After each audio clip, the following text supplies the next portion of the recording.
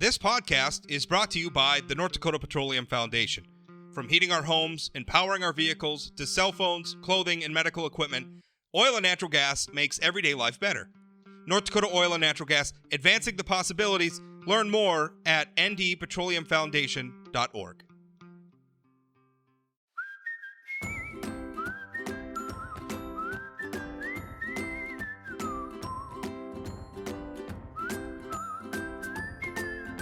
Happy Monday, Plain Talk audience. Happy to be with you again. In a moment, going to be interviewing Congressman Kelly Armstrong. We're going to talk about President Joe Biden's first year in office. And I don't know how we can ignore what's happening in Ukraine right now, which is a little scary. And perhaps another situation where Americans are going to get left behind in a war zone. I don't know. We're going to talk about that in a moment. Before we get started, remember, as always, if you're listening to this via a live stream or something like that on Facebook, consider subscribing via a podcasting app.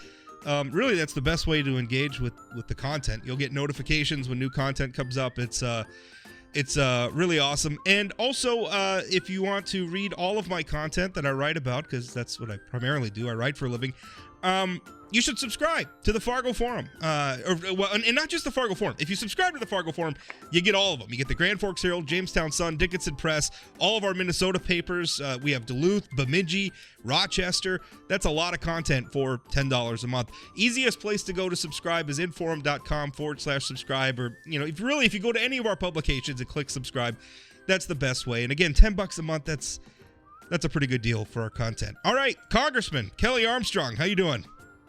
I'm doing great. I like your pitch at the beginning. I do this a lot in D.C., like we're talking about Facebook, Google, Twitter, or whatever, and I'm like, no matter how big any of these people get, they'll never cover the Dickinson Rough Riders American Legion baseball team. Yeah. So I'll do my pitch, too. Even if you don't like Rob, which if you're listening to his podcast, you probably do. Give me a break. Plenty of people listen to this podcast don't like me. You get all your local sports, you get all of the good things, and I can tell you as somebody who deals with the DC media, we want to support local journalism in North Dakota the best we can. Yeah. There, I did my commercial for you. Well, thank you very much. There's a nice product endorsement from the congressman. When's this baseball lockout going to end, Kel? Let's talk about the important stuff first. I have no idea. I haven't actually really followed it that closely because those things just make me mind-numbingly angry. It's, when I practiced law, I had a hard time doing civil law because you were just, in a lot of your big civil cases, it was a lot of rich people fighting about money. Yeah. And this is the definition of a lot of rich people fighting about money. And we need sports now more than ever. I don't even watch football anymore, but yes, the last 2 days of football was pretty impressive. And you obviously know I'm a huge baseball guy, and I want them to get this solved as quick as possible. Yeah, I need my Yankees to get back to spending some money on some free agents, because if we get through the Aaron Judge era without one world championship, I don't know what I'm going to do. Maybe stop watching. I always threaten that I'm going to stop watching baseball, and then by the next year. This is not live video, but if anybody's watching, I am doing the world's smallest violin. For Yankees fans. I understand. Yeah. No, that's fine. You hate us. That's okay. We thrive on that hate. All right. Hey, let's talk about President Joe Biden's first year in office. He campaigned on a return to normalcy, made a lot of promises. How do you feel like it's gone? I don't think it's gone very well, which is unfortunate. We're trying to come out. I mean, listen, I want to beat him in 2 years. We want to take back the House in 2022. But I think far too often in our partisan politics, we forget that if Joe Biden does well or if the presidency does well, it typically means the country does well. Even if you disagree with them on some things, particularly on foreign policy and those types of issues. But I don't think it's gone very well. I think one of the problems when the whole platform of the last election was essentially we have to beat Donald J. Trump. They picked the guy that they thought had the best chance to beating Donald Trump, and in the process of making sure he got as much support as possible, he promised everything to everybody, which is an impossible situation to be in. But I think probably the most unfortunate for me is, as you said, he campaigned as this 50-year deal maker in the Senate and all of these things. And I don't think anybody who looked very far ideologically to the left on most things, which is hard to do when you have a 50-50 Senate and the most narrow-minded majority in the history of the House of Representatives. Well, I was going to make that point that he didn't just campaign as a change from Donald Trump. He campaigned as, I'm going to govern from the center, right? I'm going to be a moderate. I'm the moderate choice in this field of Democratic candidates. And yet he gets into office, and it seems like he has spent his first year in office pursuing the agenda of the progressive wing of his party. Even so far, when recently, and I know this wasn't in your chamber, but when the voting rights bill, the Democratic elections bill, failed in the Senate, Senator Mitt Romney gave what I thought was a pretty remarkable speech. And one of the points he made is at no point did anyone from Biden's administration or anybody, I guess, from the Democratic technical majority, none of them reached out to Mitt Romney to talk about, hey, is there some provisions that we could – they didn't even try to have that conversation with him. It's like they have this attitude that we can govern without getting a single Democrat on board, and we don't care. And I just don't think that's going to work. That's not going to work when Republicans try to do it, and it's not going to work when Democrats try to do it in America right now. Well, and I think that's true. And I think they're getting a lot of help, unfortunately, from a lot of places. For some unfortunate set of circumstances, I was watching CAN yesterday or the day before for 5 minutes. And one of the commentators was like legitimately saying that Kristen Sinema and Joe Manchin are extremists. There's no, I mean, not Kelly Armstrong or not, Mitt Romney or Josh Hawley. I mean, they're saying Joe Manchin. Well, you're Republican, so you're beyond extreme, right? Like the extremists are now the centrist Democrats. Yeah, and I think that's kind of where, far too often we've seen that a lot on our side of the chamber. I mean, the negotiation has been between the left and the far left of the Democratic Party instead of, coming across on some things that I think people could agree on, right? Like, Rob, I'll just tell you, there's one fight that I've had that is really as frustrating for me as anything, because those of you that know me know that criminal justice reform is something I really deeply care about. But we also have this bill out there, and we did a good job of this with Attorney General Stedgum in the state legislature, and it's on fentanyl analogs. And essentially, just shortly, what that means is if you change one piece of the molecular structure, the way we write our criminal code, they're no longer illegal. And so we have this bill to make this whole set of fentanyl analogs illegal because, they kill people, and they kill 18-year-old kids that overdose from it. And we can't get my colleagues on the other side of the aisle to do anything because they don't like minimum mandatory sentencing, because minimum mandatory sentencing is racist. Now, minimum mandatory sentencing has problems. I'm probably one of the Republicans that I would work very well with them on that issue. But in the meantime, can we make fentanyl analogs illegal so when they act like an 18-year-old kid in your community overdoses, we can actually arrest the guy who sold it to her? Can we not let it's fascinating. Yeah. Can we not let the perfect be the enemy of the good? Well, and it's just, but it seems like everything conflates to that, and everything, and at least in my chamber, and a lot of this, I mean, you have obviously the White House's tacit approval, but Speaker Pelosi has never tacked to the middle when she's had the opportunity to tack to the left, and it's just it hasn't gone well. And I mean, the policies are, energy's more expensive, food's more expensive, we can't find things. Some of that is born out of COVID, some of that is born out of historic problems we have in our supply chain. But there is no doubt in my mind that this administration and their policy and their actions have drastically exasperated all of those problems. You bring up one thing in this era right now is we're seeing, you brought up Kristen Sinema and Joe Manchin being called extremists. Kristen Sinema was just censured by the state party in Arizona, Senator Sinema, and that's remarkable to me. But the same thing happened to Representative Liz Cheney. Obviously, she's made a lot of Republicans upset about her involvement with the January 6th committee and her criticism of Donald Trump and all that. So what do you make of this new, I guess, trend where it seems like the extremes of both parties are wanting to come after the centrists? I mean, that to me, that seems very frustrating and just counterproductive. I don't think that's helping anybody. Yeah, so I know that happened in Arizona, and obviously I know that happened. I think the Liz Cheney thing is a little different than an ideological viewpoint. And I mean, listen, I serve in that. I think I have a bigger issue with, And I think it's really going to have long-term consequences and we've had it happen 4 times now in Congress, where the majority party has determined what members of the minority party get to hold office or get to hold their committees and censures and all of those things. But more importantly, Rob, and by the way, this is where I do actually significantly disagree with my friend Liz Cheney.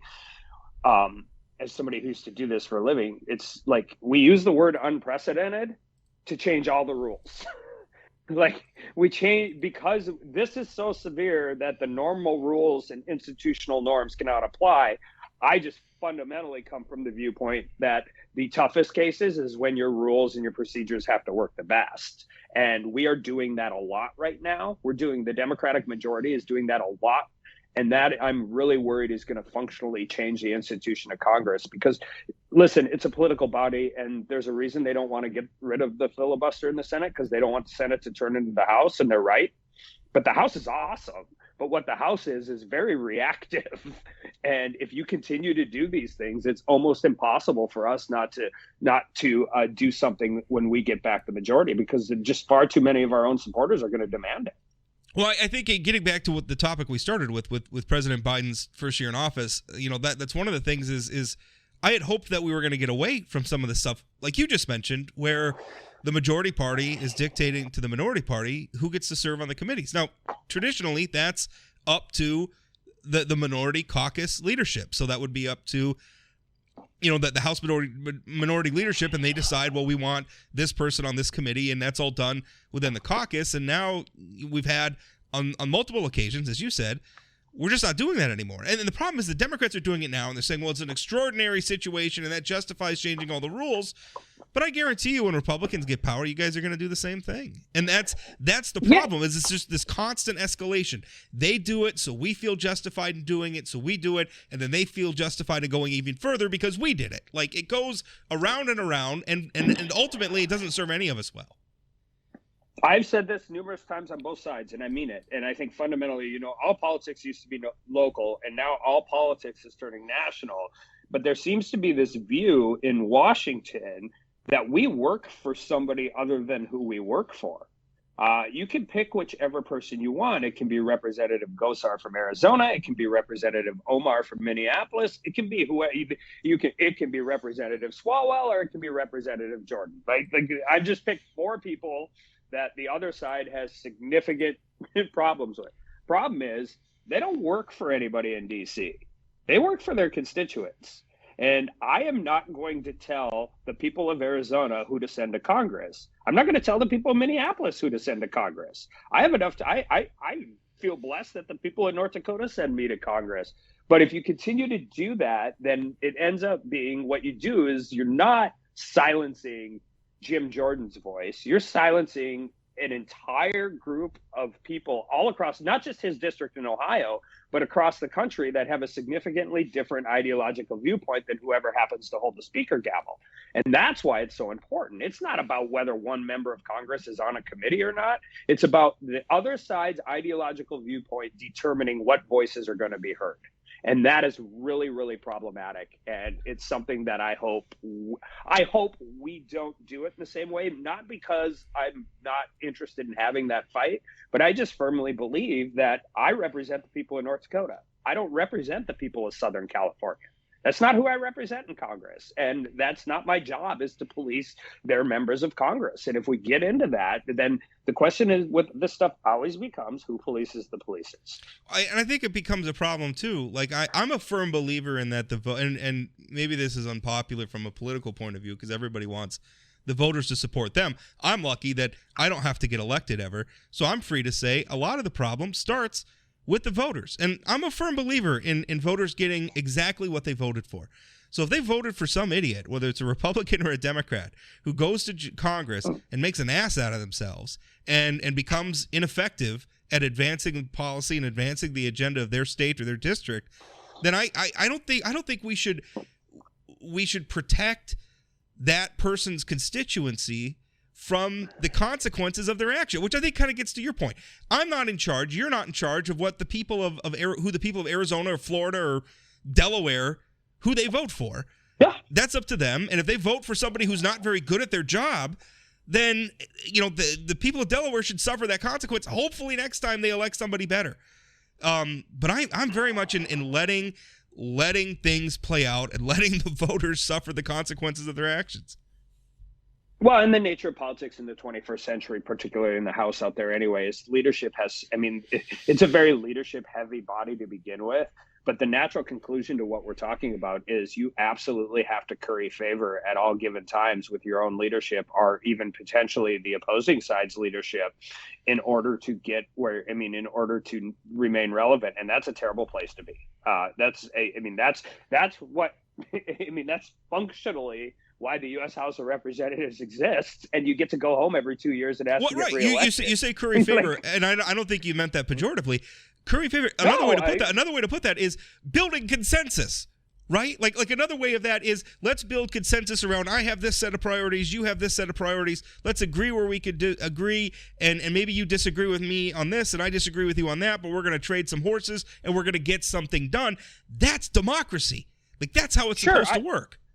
Yeah, and I agree with that 100%. I'm just saying is in order to get on a particular committee or not get kicked off of a committee. Listen, I got put on the climate crisis committee, and there are a whole bunch of people on the left side of the aisle that said I have a conflict of interest for being on that committee because I happen to have been in the oil business my entire life. Now, my argument would be I understand the industry pretty well. I understand why it's so important to states like North Dakota and actually the whole world.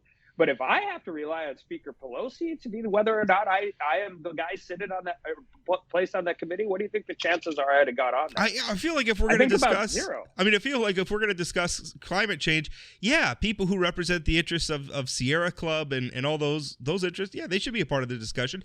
So should the energy industry, or people who know the energy industry, or have worked with the energy industry, or invested in the energy industry. There's nothing wrong with that. That's not a conflict of interest. No.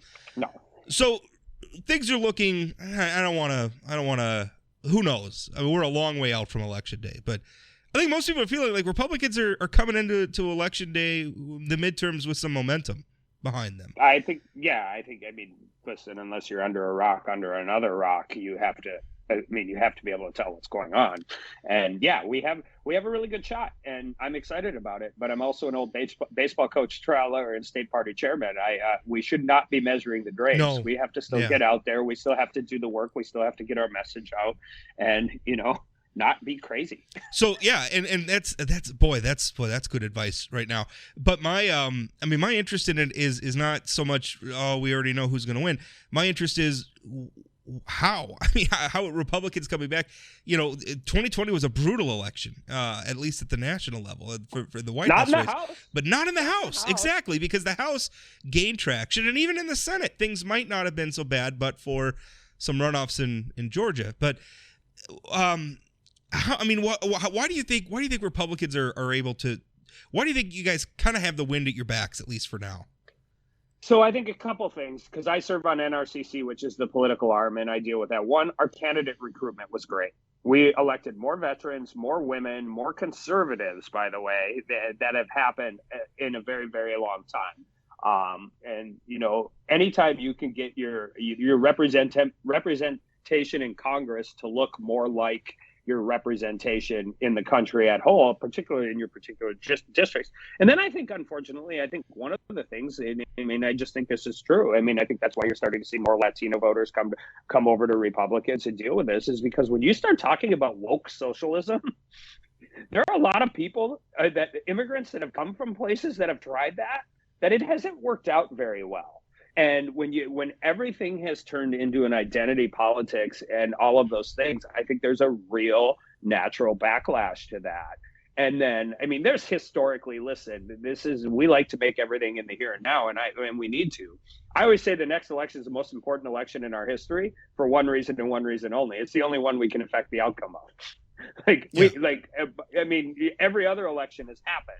But I think the reality is typically under normal circumstances, when one party has control of both chambers and the White House, they have a bad midterm election. And that's if you think the administration and the majority has done a functional job. And I don't think they have. So there's a lot of reasons that we have momentum going forward. Now we just have to go out and do it. But I do caution everybody in this, we're not going to have a veto-proof majority after 2022. And we're probably, I can't imagine a scenario where we have over 60 votes in the Senate in 2022. So what we need to do is we need to go out, we need to tell our voters, we need to tell the American people, here's what we want to do, here's how we're going to do it. And where we can build consensus, we will. But we're also going to lay out our vision for if we do win back the White House in 2024. Because unfortunately, I think people right now, if we overpromise and underperform, we deserve what we get. Like if we say, if you put a Republican majority in, we're going to solve this, and this very first day, which is how a lot of people campaign. We're going to try and do those things, particularly on the border, particularly with the national mandates, those types of things that I think are the antithesis of federal government and how it should interact with the states. Elections too, yeah. Yeah, but the reality is there's going to be a lot of things that we stand for that aren't even most likely going to get a vote in the Senate, or sure as heck aren't going to get signed by a Democratic president. So this game is a long game. We need to continue to play it. We need to play it to win in 2022. We need to continue to put things out, holding big tech accountable, fixing the border. Those types of things are really, really important. But we also have to. I always think politicians get in trouble when they're not honest with their voters. Like, I think at the end of the day, I used to say that about juries too. You know, I know far too many lawyers that would settle cases they should have went to trial on because they didn't trust juries. I'm telling you, I trusted juries way more often than I trusted trying to negotiate. Well, especially when you get caught. Room. If you get caught lying about something that's just stupid, it doesn't even matter, right? Anyway, yeah. Do you worry? One thing that bothers me sometimes is I wonder. Like, politics has gotten so reactionary, and what you were talking about is you go out and you campaign, like, because we do, everybody does that. The news media does that. Mm-hmm. The candidates do it, and it's like, this is the election to end all elections, right? It's all gonna come down to this one, forgetting the fact that there's going to be another election in 2 years, right? There's always another election. It's part of the process. Do you worry that we're going back and forth too much? And I said, obviously, you know, I'm a conservative. I don't want Democrats in charge. You know, but sometimes it feels like it's so reactionary. Like nobody really has time. Like they get in, you try to ram through as much as you can before you're voted out again. Are we going back and forth too quickly? I mean, how do we? Everything just seems so reactionary now. Yeah, I don't know about that. I think the bigger issue, more than the reactionary side of it, which you witness in the U.S. House, right, is every time through the redistricting, we have less and less competitive seats, right? And that just happens. And some of that's demographic. You know, it's hard for a guy. I survived redistricting in North Dakota. Pretty happy about that. Yeah. But, I mean. It's not hard to draw that district line.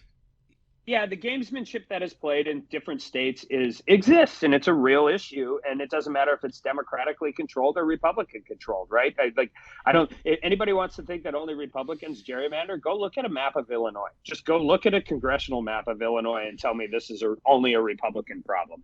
But I think the real issue is because elections have drawn out so long, and they have to. I mean.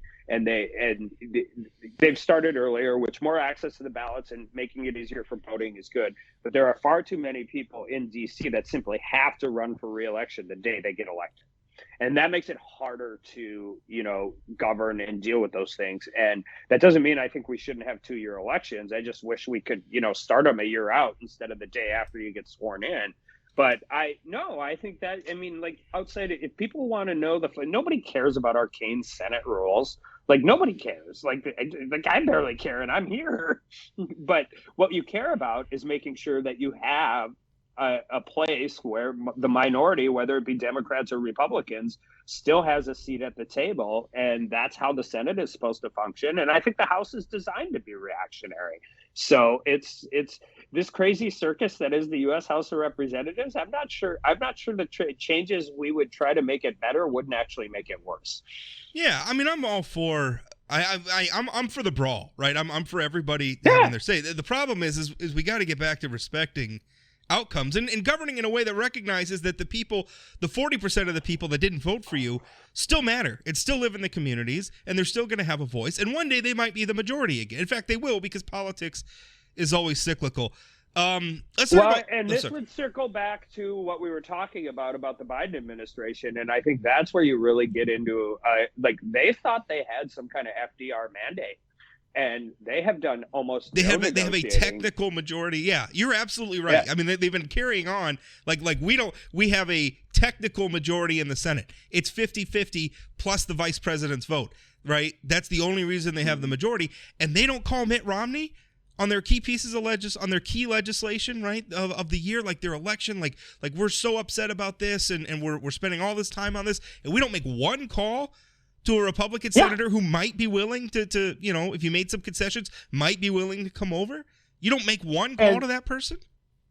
And even Democrats in the House will tell you that one of their frustrations with this administration is because he served in the Senate for 50 years or whatever. It's like he's completely forgot the House exists. And that's not just like, listen, it's not that he's calling Republicans in the House to negotiate. He didn't talk to Peter DeFazio about the infrastructure bill. Peter DeFazio is the chair. He's the Democratic chair of the Transportation and Infrastructure Committee. When they were figuring out pay-fors for the Build Back Better, Richard Deal, who's the Democratic chair of Ways and Means, had very little contact with the White House. So, I mean, this isn't all just partisanship. This is just like a functional misunderstanding of the number of votes he has. And to anybody that's listening, remember, it wasn't Republicans who killed the Build Back Better bill. It was Democrats. Yeah. Like, they didn't have enough Democratic votes. That's where this had nothing because if they had all the Democrats, they didn't need the Republicans. Yeah. So it is a non-functional White House right now as far as moving their agenda. Now, the plus side for that, if you're in North Dakota, is there wasn't a lot in the Build Back Better bill that I think people in North Dakota would have liked. It fundamentally alters our two biggest industries in the state, which is ag and energy. So there are things like Afghanistan, and now as we're walking into the Ukraine, that I'm very, very much I hope the president succeeds on the second one, and really wished he would have done a better job on the first one. And that's where I really, you want that to happen, because it's our troops, it's our soldiers, it's our allies. There's a lot of different reasons why those things are important. But when it comes to his domestic and social spending agenda, the fact that they're incompetent in getting it through is kind of a good thing for North Dakota. So let's talk about Ukraine for a moment. And I think because we've been talking about how tumultuous democracies are always hard, right? I mean, Vladimir Putin is, by all accounts, I mean, he's a dictator. I mean, he's going to be up for re-election again soon, but his only potential rival, Mr. Navalny, is in a prison camp. He's effectively crushed the opposition. He is, for all intents and purposes, kind of a dictator, and that gives him, I don't want to say that that's an advantage, because I'm not trying to make it sound like that's a good thing, but that kind of gives him an advantage over our president, who has to worry about pushback from his own party, obviously has to worry about pushback from the other party, has to worry about getting himself reelected. I mean, that's always kind of the problem we have when we have Democratic leaders. And I think it kind of goes, back when we used to say, politics ends at the water's edge, right? And then when we go into other countries like Americans stand united, it's kind of not like that anymore, unfortunately. But, I mean, what's going on in Ukraine is troubling. And it's really put us in a bad position. And I worry about our ability to continue to stand up to the Putins of the world and frankly, the Chinas of the world, because they're watching everything that's happening in Ukraine with an eye towards a similar situation in Taiwan. Oh, absolutely. And I think this is where, first of all, for those wondering why we care so much about, particularly, and there's really good reasons why to ask. When we have record inflation, we're coming out of a 2-year pandemic. I mean, there are a lot of American businessmen, workers, people all across this country that are suffering right now. But the reason we care is exactly what you said. And it's because the Ukraine is a democracy and is trying to be a democracy in a part of the world where that's not easy to do. And we have to, as the world's still only real superpower, it is our job to deal with this. But I'm going to just take you back and listen. We talked about Nord Stream. We talk about Keystone. Obviously, in your North Dakota and your energy producers, it matters. You know why the Biden administration not continuing to put pressure on Germany and other European allies on Nord Stream matters? Here's exactly why it matters. Because Germany just stopped Estonia from moving lethal aid to Ukraine, and because the weaponry originated in Germany. Germany has made very, very cautious statements about a unified NATO response to Russia's potential incursion into an invasion of Ukraine. Why do you think that is? It's because they get about 90% of their electricity from Russia. And this is a real problem. And this is why Afghanistan was a problem. And I try not to politicize these things because I never served. And I think I'm good at some things, but I was a small state judiciary chairman in the state Senate before I got to Congress. So as we learn about these things, and we continue to learn about these things every day, we learn that. But I am capable of connecting those dots, and those dots are a little disconcerting, and it's a real problem not only for Ukraine, but I'm very concerned what China does the minute the Olympics are over with Taiwan. And when you're projecting weakness and incompetence on the world stage, there are real world consequences to that. Well, it's important. We spent so much time, and we have over the last few years, talking about America's ills. And this is the last question. I know I'm used up all the time, but we spend a lot of time talking, the Black Lives Matter movement, our racial problems, and those are real problems. I don't want to be dismissive of those things at all. We should be talking about those things. And because we're a democracy, we can talk about those things. We do have those divisions. It does make our politics tumultuous. The alternative is for us to be like Russia, where political dissenters are put in jail, if not outright murdered. The alternative is to be like China, where they put unwanted ethnic minorities into forced labor concentration camps. That's what we have to stand up against. Now, America has far from a perfect track record when it comes to human rights and everything. We all know this. We talk about it all the time, and we should continue to talk about it. But we still have the moral authority to stand up to these things, because the problem is when you allow people like Putin, or you allow people like the communist regime in China to expand their power, expand their influence across the rest of the world, it makes the whole world unsafe, including Americans, which is why this stuff matters. Although I worry sometimes we're so busy fighting over vaccine and mask mandates, we've lost sight of our need to play that role in the world. One of the things I think I could tell anybody to do, one of the bravest people on these issues and who's done a really good job, is a guy named Enes Kanter. I don't even know what NBA team he plays for right now. I think it's the Celtics. Yeah, he's an NBA center. If he ever goes back to Turkey, he will be immediately thrown in prison. So, he is that. He has stood up to the absolute superstar in his own league with regards to China and those issues. So you ever want to look at why this stuff really, really is important, and why, and also the way he talks about America. And I think he acknowledges everything you just said, but he's like, it's still the greatest country in the history of the world.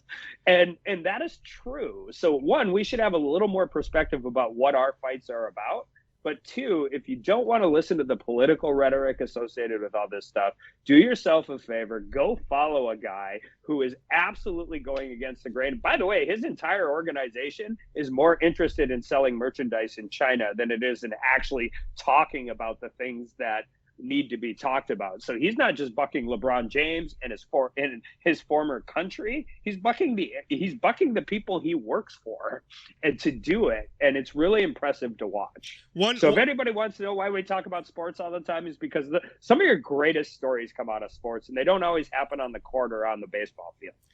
One last question. We're actually having a little bit of that debate here in North Dakota. There was a recent story about a Chinese publicly traded company called the Fufang Group that wants to build a corn milling facility near Grand Forks.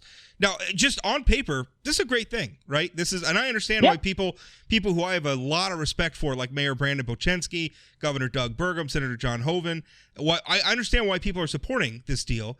But there's no ignoring the fact that you support it. But there's no ignoring the fact that this company is based in China. And yes, they're a publicly traded company, but so is Alibaba. Right? But Alibaba's got a Communist Party committee embedded within it. Jack Ma, the founder of Alibaba, is under fire by Chinese companies are independent until they're not operating in that political environment. I think it's really hard for Americans to balance their economic. In this instance, we're talking about what could be a very wonderful thing for ag producers in North Dakota. Obviously creates a lot of direct jobs.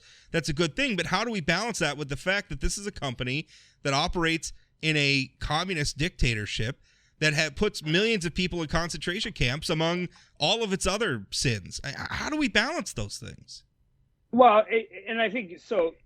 I think one of the things is these are nuanced conversations. When we take back the majority, I think one of the things we should do, and I know Speaker or Leader McCarthy's talked about, is setting up an actual committee on China. Like, I don't know what we'll actually call it, but what the 21st century looks like. First of all, whether there's a wet milling plant or not in Grand Forks, the reality is there is a significant amount of corn that is grown in North Dakota that is sold to Chinese consumers. That exists now. As we hold China accountable, we still want to be able to sell soybeans, the second largest economy in the world. But more importantly, they need them and those types of things. You and I have talked about democracy and isolation and all of those things. But I think, you can say that you're not going to allow China to buy farmland in the United States without saying, listen, the difference between this milling facility and not having it is the value added ag before we end up getting these things to China to begin with. And the other answer is we do have to develop off ramps from China on a lot of things. Pharmaceutical raw materials for pharmaceuticals is one. Rare earth metals is absolutely another one. And we need to be able to hold those people, they're our greatest strategic adversary in the 21st century, and they know it, and we know it, and everybody paying attention knows it. But also at the same time, we still have to be able to function in the world as it exists today. So you can do both of those things. Like, you can't just immediately cut China off. First of all, it won't work. Second of all, it's going to be devastating to far too many people in North Dakota and across the country. So I think there are ways to do both of these things and do it, but we have to get serious about it. And I think actually you might see, for those looking for bipartisanship, because so many different things have failed, and because this is one of actually Majority Leader Schumer's deals in the Senate, you may see a bill coming out to start seeing some of those things go. The Commerce Secretary, Raimondo, just announced a microchip processing facility in Ohio, which is a good first step towards dealing with not only some of these supply chain issues, but off-ramping something that is so essential to our economy out of the Chinese Communist Party. Yeah, well, I think you're right. And part of it, I think we have to be as open about talking about the things that are happening. Because a lot of times there's this idea that, if you talk about it's xenophobic or it's racist or whatever, and it's not. If we're going to be open about talking about America's problems, and we should be, we got to be open to talking about China's problems. And it can't just be, because I get really worried when I'm seeing like Disney is censoring, they're altering their movies and stuff, to please communist censors. No, stop it. That's wrong. Well, and I think that's one of the concerns, a lot of Republicans have with globalism, particularly global companies.